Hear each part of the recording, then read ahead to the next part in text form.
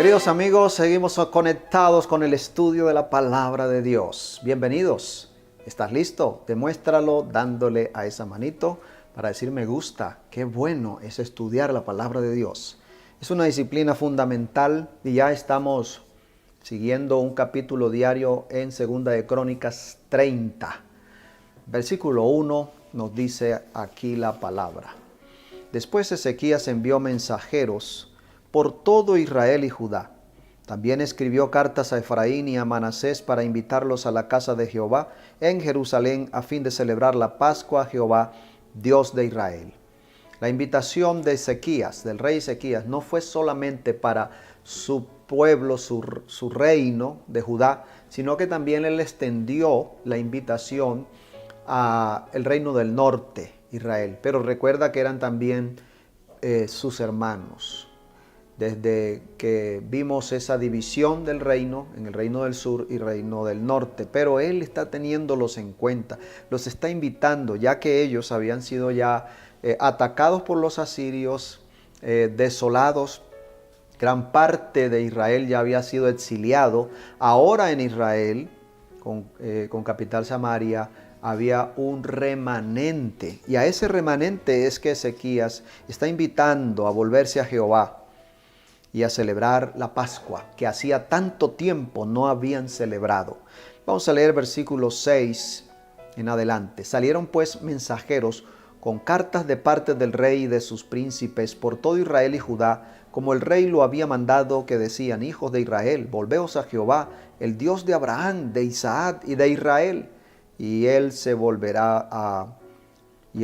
al resto que ha quedado de manos de los reyes de Asiria. Nota bien, al remanente, al resto. No seáis como vuestros padres y como vuestros hermanos, que se rebelaron contra Jehová, el Dios de sus padres, y él los entregó a desolación, como vosotros veis.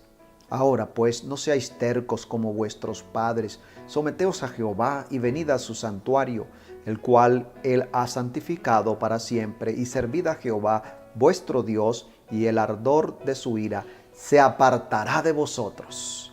Un llamado muy claro, puntual, diciéndoles: vuélvanse, porque hay un Dios misericordioso y piadoso. Él los atenderá, Él nos atenderá, dice el rey Ezequías. Recordemos que la Pascua celebraba la liberación del cautiverio egipcio que había sufrido el pueblo de Israel. Así que la Pascua es símbolo de redención. Y hoy nosotros ya no celebramos la Pascua, pero recuerda que Jesús instituyó la cena, la última cena. Y ahora nosotros los cristianos celebramos la cena del Señor, establecida en el Nuevo Testamento como símbolo de la redención.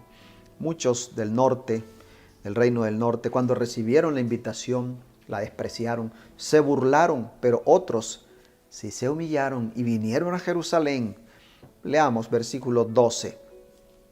En Judá también estuvo la mano de Dios, que les dio un solo corazón para cumplir el mensaje del rey y de los príncipes conforme a la palabra de Jehová. Se reunió en Jerusalén mucha gente para celebrar la fiesta solemne de los panes sin levadura en el mes segundo. Fue una gran reunión, declara el texto. Fue una gran reunión. Antes de celebrar la Pascua, antes de ofrecer los sacrificios en el templo, ellos quitaron los altares idolátricos que estaban, se le habían levantado para esos dioses paganos. Ellos quitan esos altares y los expulsan para celebrar la Pascua. Los arrojan al torrente de Cedrón, dice aquí el capítulo.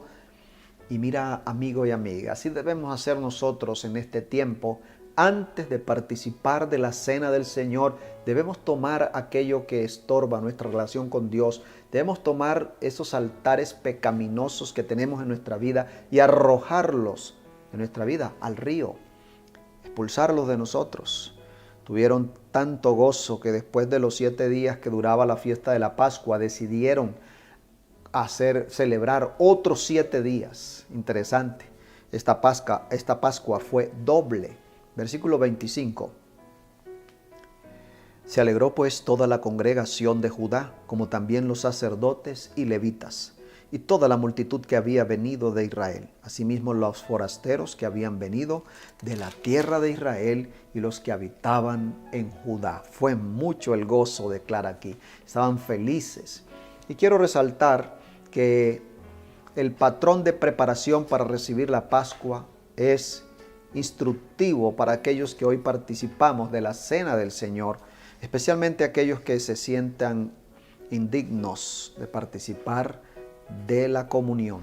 Lo primero que debemos hacer es olvidar las diferencias. Ellos se unieron como un solo pueblo. Se requiere unidad para celebrar la Cena del Señor. Número 2, quitaron sus ídolos. Número 3, prepararon sus corazones. Debemos preparar nuestro corazón para ese encuentro con el Señor. Número 4, confesar nuestros pecados. 5, oraron. Eso también hacemos nosotros. Y finalmente, vamos al versículo 27. Después los sacerdotes y levitas puestos en pie bendijeron al pueblo y fue oída su voz y su oración llegó hasta el cielo, su santa morada. Fue escuchada la oración del pueblo, de los sacerdotes.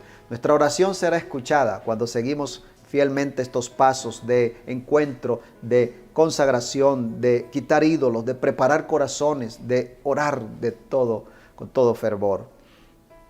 Su voz fue oída. Tu voz también va a ser oída. Acerquémonos confiadamente a ese Dios de misericordia y clemencia. Bueno, y para terminar, vamos a orar. Querido Dios, gracias te damos por este mensaje de tu palabra. Ayúdanos a vivir consagrados ante ti. En el nombre de Jesús. Amén. Recuerda que eres un promotor de la palabra de Dios compartiendo este mensaje con tus contactos. Dios te bendiga.